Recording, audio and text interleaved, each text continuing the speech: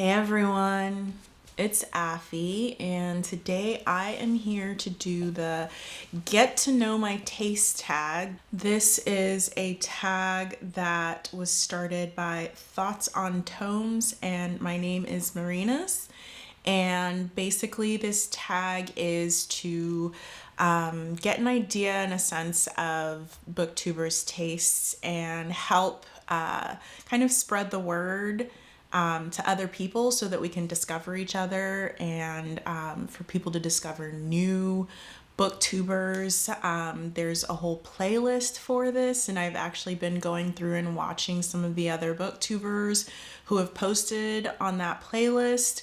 So I think this is a really cool idea, and I'm pretty excited to do this tag. Hopefully you can hear me okay. I'm sitting in the living room today, and it's a massive room. Well, it's not massive, it's just got really high ceilings. So I'm thinking there might be a bit of an echo in here, but I just wanted a different location for this video. I'm excited to do this one, so I'm going to just hop on in. If I am looking down, it's because I have my notes in a book here, but the first question is, how do you rate books? I do a scale of 1 to 5. And then I will throw in a 6-star in there, but I'll explain the 6-star a little bit later. For me, to start off, a 1-star is basically a DNF. I know for most people, a 1-star is a book that they have finished and they just hated. For me, a 1-star is I didn't even bother finishing it because it was that bad. I just feel like if it's a 1-star, it's something that I clearly was not enjoying to the point where I had to stop reading it. A 2-star is it was a book, I read it, I finished it, but I wouldn't recommend it. It's not great. There's a lot of issues with it. I'm unhappy with the story. I'm unhappy with the plot. Maybe I hated the characters. There's just not really anything redeemable about the book for a 2-star at least. A 3-star is it was okay. It was a book. I finished it. There are probably several things that I didn't really love about it, but it was good enough. Maybe I did like it, but like I said, I just had several things that were issues for me with the book, but as a whole, it's okay. I don't hate it and I don't love it. 4 stars is I liked it a lot. I really enjoyed myself. There could have possibly been 1 or 2 things that were an issue, but as a whole, it was a really good book from start to finish. For me, with 4 stars, I could have a book that there are no issues with it and I like it. It's just not a 5-star in that I don't love it. So with a 4-star, it could be something that has issues or doesn't have issues. It's just dependent on kind of my feeling about the book, whether I really like it or I love it. And that's the difference for me between a 4-star and a 5-star. With a 5-star, I love everything about the story. I have no complaints whatsoever from start to finish. It was great. I would recommend it to everyone. It's just, yeah, it's a book that I love. From start to finish. That's a 5-star for me. The plot was great, the characters were great, and yeah, so that's a 5-star. But for me, I will also do a 6-star on a book. For me, a 6-star is basically a book where I read it, I finish it, and I want to immediately reread it again. Like, it was so good that I just want to live in that world. I want to experience it again immediately after finishing it. I can't stop thinking about it for days after I finish reading the book. I'm just mentally immersed in that book. Like, that to me is a 6-star read. And I don't have a lot of those. It takes a lot for it to be a 6-star read for me, but I have had a few over the years. For me, most of the books that I read fall in the 4-star range. It's rare that I have 3 stars. I don't think I've ever had a 2-star. I've had maybe 2 or 3 DNFs, And so the majority of my reading lands in about the 4-star range. I do get 5-star reads. And like I said, the 6 stars are rare. The DNFs are even rarer. But for me, 4 is kind of my average rating. Question number 2 is, how do you approach reviews? What is your review style? Are you analytical, emotional, or other? For me, I would say I'm pretty emotional in the way that I rate books. I go based off of how the book made me feel. There are times where I can be a little bit more analytical. There are times where maybe there's something about the story in and of itself that I had an issue with, or technicality wise, maybe the writing was a bit much or not enough. And that kind of took me out of the story. So there are things that are a little bit more technical that I will notice here or there, but for the majority of the books I read, I go based off of how it makes me feel. So I would say I'm a pretty emotional rater. Question number 3 is, what is the book that made you a reader? Your first fave or the one that got you hooked?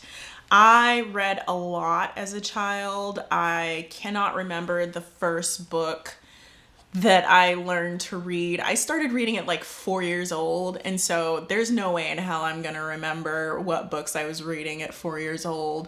But I loved reading as a child. My mom would take us to the library like every week growing up, and I would always have like a giant stack of books. The book that made an impression on me growing up, and I would say maybe this author as a whole, was The Giving Tree by Shel Silverstein.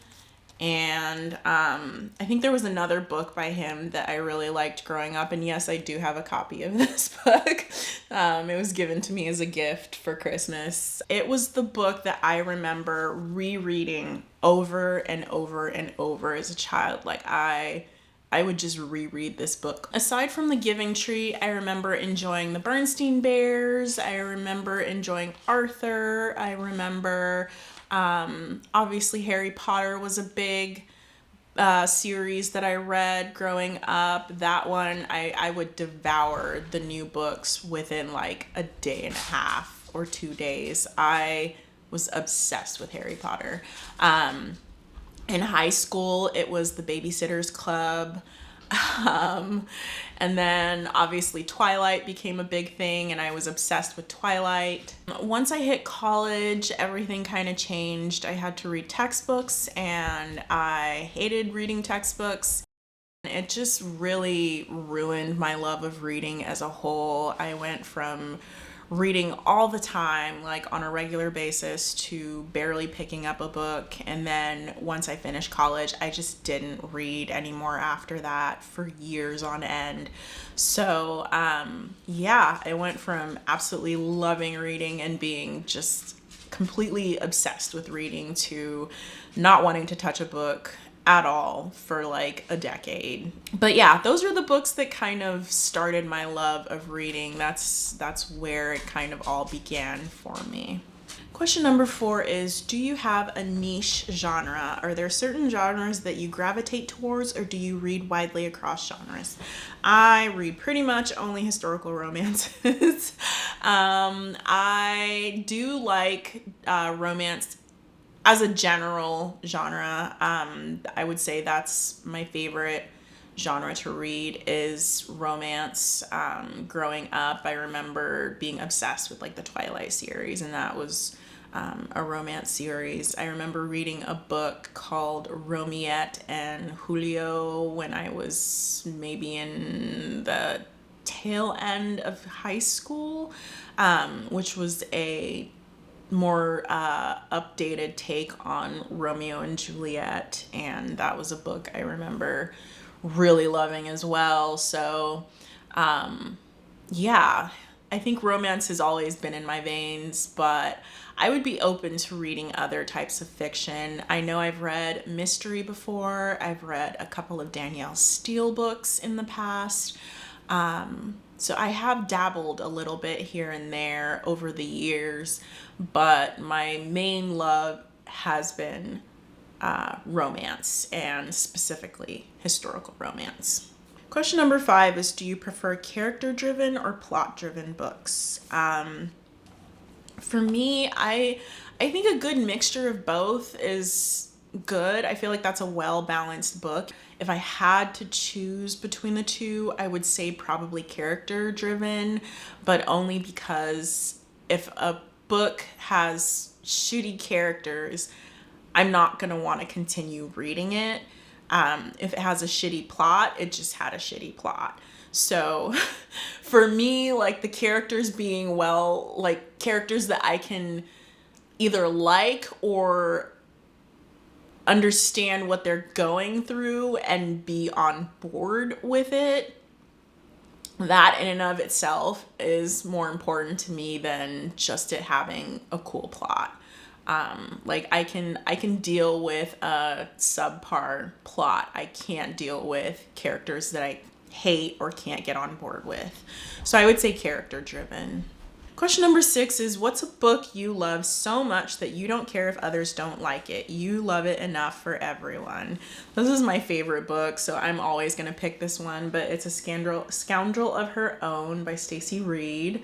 This is a book that I don't care who dislikes it. I will love this book for the entire world. I feel like everyone should read this book, but obviously that's never gonna happen. So I'm gonna love it for all of us. And yeah, I think only 1 or 2 other people have read this book that I have seen talk about it so far, and they both loved it as well. I think they both gave it 5 stars, so I'm not the only one that loves it. But if I had to, I would love it for the entire world. It's that good. I love that book. Question number 7 is, what is a book you love so much that if someone doesn't like it, you know your tastes don't align? For me, there's not a book in particular. I would say it's actually an author.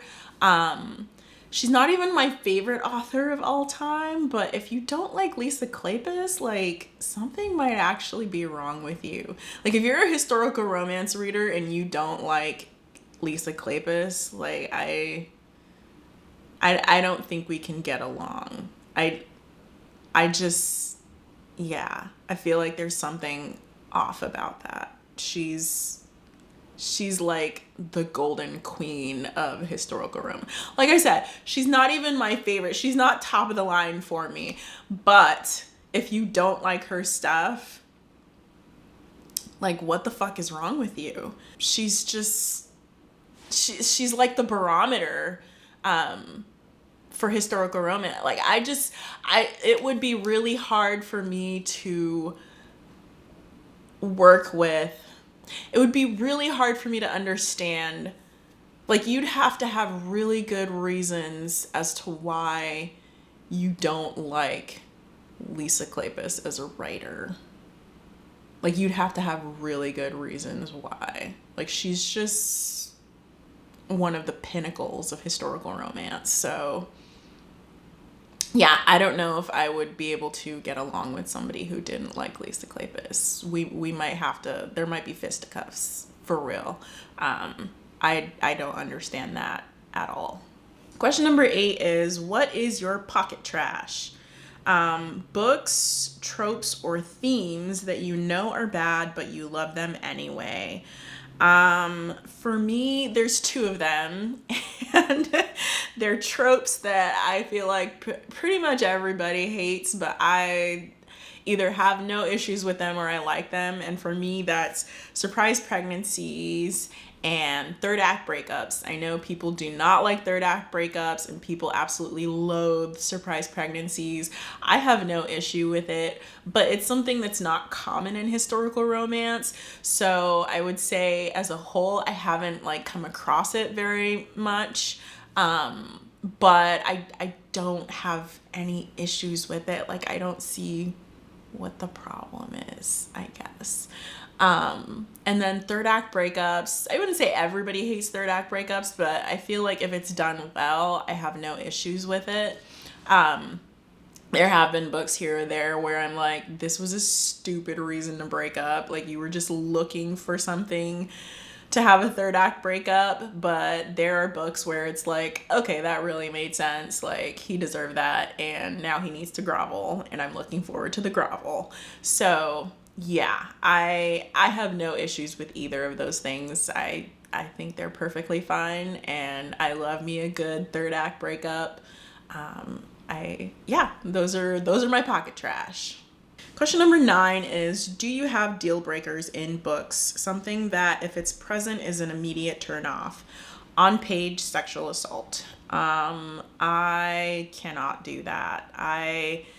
For whatever reason, and I don't know if maybe I just didn't know this before I bought the book. But I bought Sea of Ruin because apparently it's a historical romance, but it's a dark historical romance, and I found out later that it's got on-page sexual assault, and I pretty much was like, I don't think I can read this book. I wasted my money picking it up. I'm not a dark romance reader. I've read Kerrigan Byrne, who a lot of people consider to be kind of dark historical romance, but I don't remember there being any books of hers with sexual assault. But yeah, it's just one of those things where it's like I can't. I have a really hard time with that sort of thing. The other thing would be cheating. I don't know. Cheating in real life really bothers me. So in stories, like it just feels icky. It just feels gross. Like, why are we doing that? You know, like, just, if you don't want to be with the person, just leave. Like, thankfully I have not come across a book yet with cheating in it, but I know that it would really, really bother me. So that's another thing that I can't read about cheating. It's a no for me, dog. It's a no for me. Question number 10 is, what is a strong opinion you have about books published in the last year? Overrated, underrated, or just an opinion you need to share? I don't know if I've read any particular book that came out last year specifically, but I would say, as far as just opinions that I have, I feel like everyone and their grandma is trying to write romantasy. So I feel like just everyone and their grandma and their great grandma and their grandma's great grandma are all writing romantasy right now. I've seen a couple of historical romance writers switching to romantasy, which, like, I get it. Nobody's doing historical romance right now, but it's just kind of like, are we all going to jump on this train? It's just one of those things where it's like, not everybody's going to be good at it. And I know there's quite a few historical romance authors that have switched to either contemporary or romantasy, especially romantasy. And I'm just like, I don't know, you guys. Like, maybe we should stick to what we're good at, but it is what it is. Question number 11 is, what do you look for in writing? What makes a book stand out to you? Is it prose, style, theme, structure, or something else? For me, a book has to have, like I said earlier, I want there to be a good plot. I want there to be good characters, distinct characters. I don't like when the characters are kind of vague or boring. I'd prefer a character that I dislike over a character that's just there. They need to have personality, so that's important to me. And then the style of writing is kind of important. As far as style of writing, I am generally happy with pretty much any style of writing, but I find that on occasion, if a writer is a little bit too flourishy, I don't always like that. There was a book that I read by Catherine Ashe that I liked the book. Don't get me wrong. I liked the book, but the way that she wrote conversations irritated me because I couldn't keep track of what was being said, or like it felt like there were aspects of the conversation that were not being written, where it's like somebody says something and then the other person jumps to like a whole nother thing. Like they're not even talking about the same thing all of a sudden. And at one point I was like, either I'm really stupid or this is just not written very well. Like these conversations are not being written very well. So things like that bother me. I need to be able to follow along with the story and the conversations and like understand what people are saying. So yeah, I would say that's the only time somebody's writing like kind of took me out of the story because I just couldn't follow along. So yeah, any writing that makes me feel stupid basically is not writing that I want to read. Question number 12 is, how do you decide what to read next? Do you plan ahead, mood read, or follow external cues such as recs, hype, arcs, etc.? I am a mixture of planning ahead and mood reading. So what I tend to do is pick a group of books that I want to read for a month and then kind of mood read from that group of books that I've picked. So I will pick 7 books for the month and then I will read them in whatever order I feel like reading them in. I'll go based off of like whatever the plot is on the back of the book, or if it's something that I need to read for like a read along, I kind of go based off of that. But I always have like a set of books that I've picked for the month and I just kind of pick from that set of books. So hopefully that makes sense. Question number 13 is, where do you get inspo for book talk content? What sparks your interest? Video ideas, other creators, trends, personal reading experience. I don't have book talk, thank God.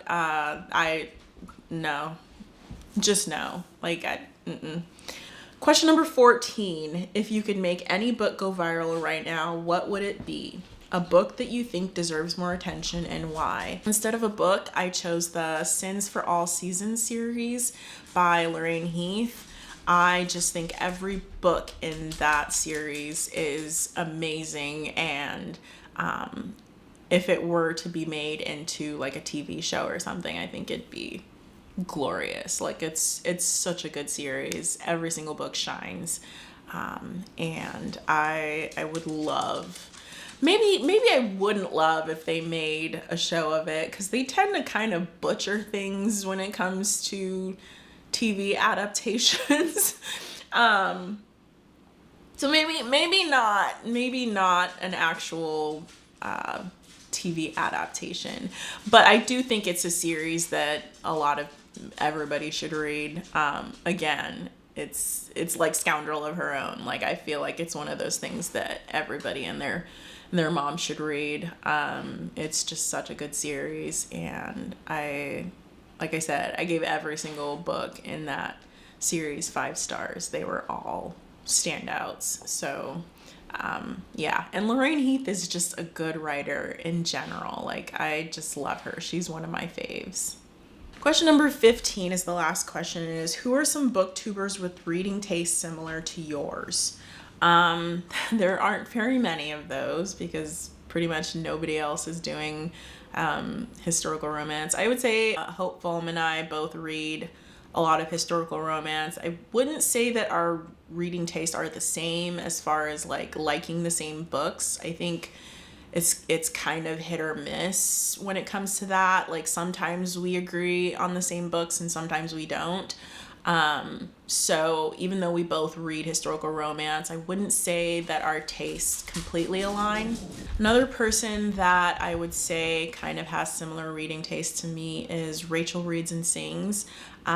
She tends to have really good recs for historical romances, and for the ones that I have already read that she reads, pretty much majority of the time I agree with her synopsis or feelings on the book, or she will feel pretty similar to a book as I do on something that she's recently read.